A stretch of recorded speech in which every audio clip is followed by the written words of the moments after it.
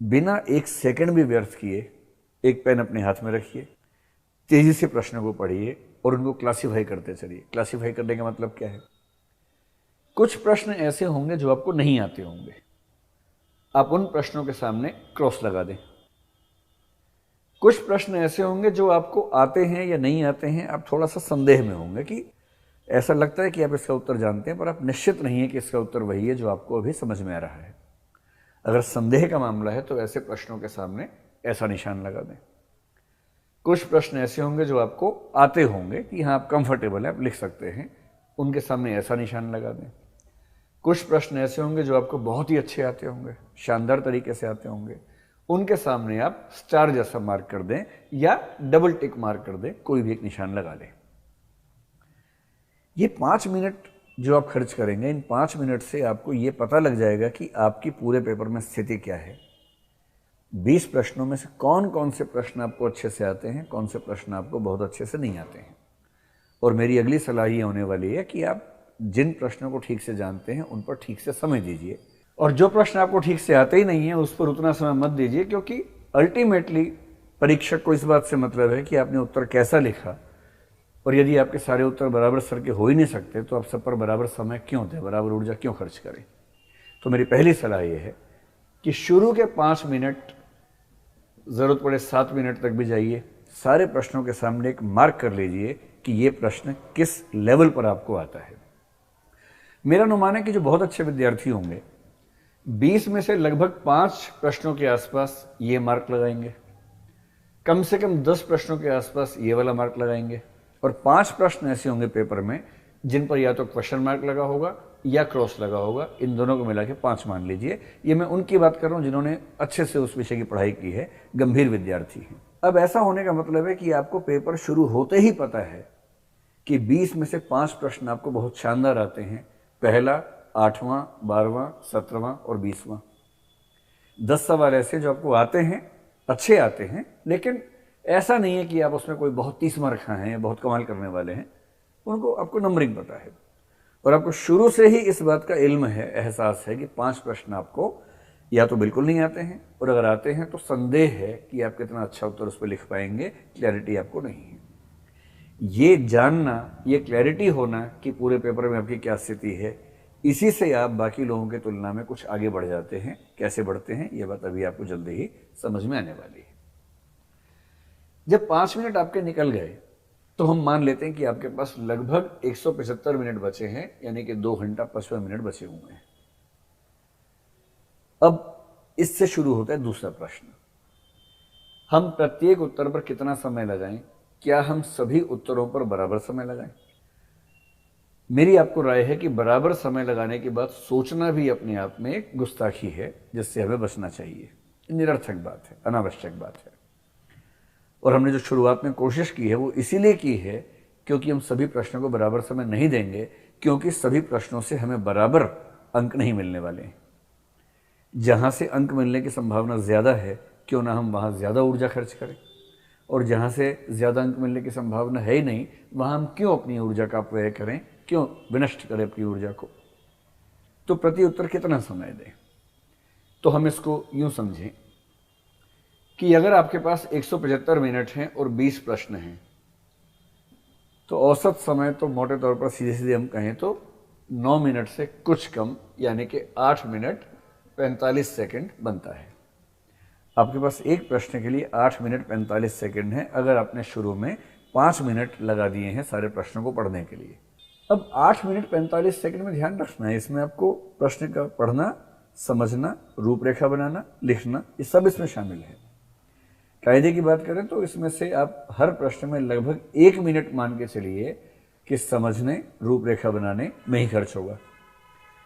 लगभग आपके पास 7 minute 45 second, 8 minute, 7.5 minute, इतना समय होता है एक उत्तर को लिखने के लिए। तो अब सवाल ये है हमारे सामने कि क्या हम सभी उत्तरों को इतना ही समय दें या अलग अलग समय दें।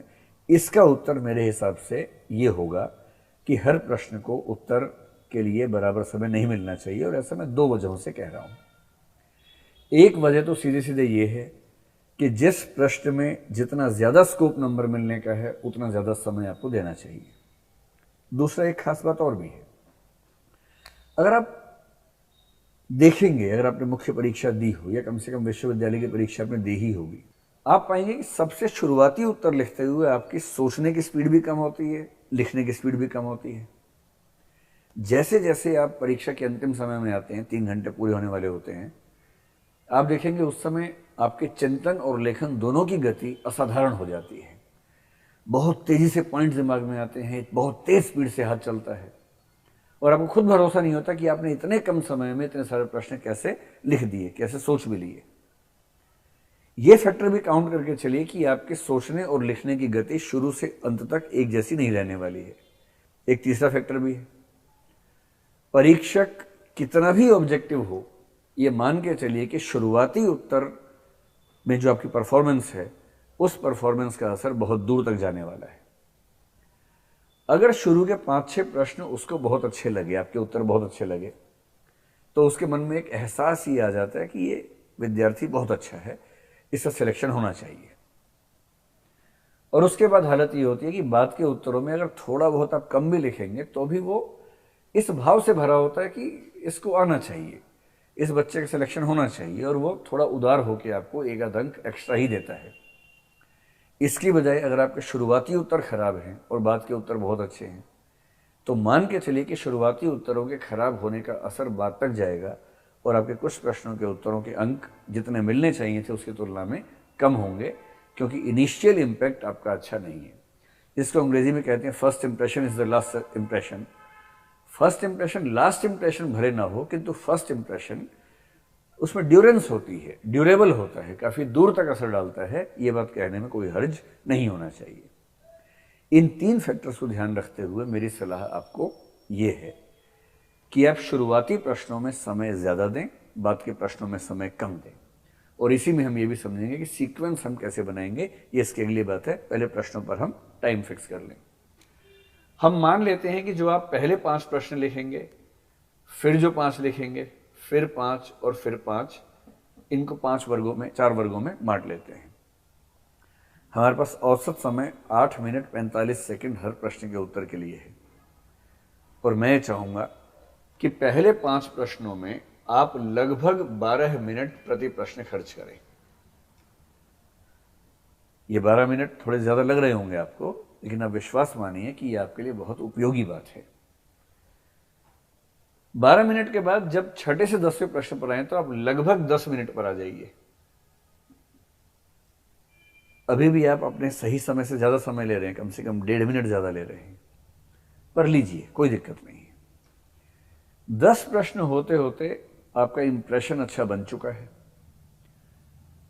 और आप बहुत बेहतर कुछ उत्तर लिख चुके हैं। अब आपको स्पीड बढ़ाने की जरूरत है और अगले 5 प्रश्नों में अपने औसत अपेक्षित समय की तुलना में थोड़ा सा कम समय लेना शुरू कर दीजिए।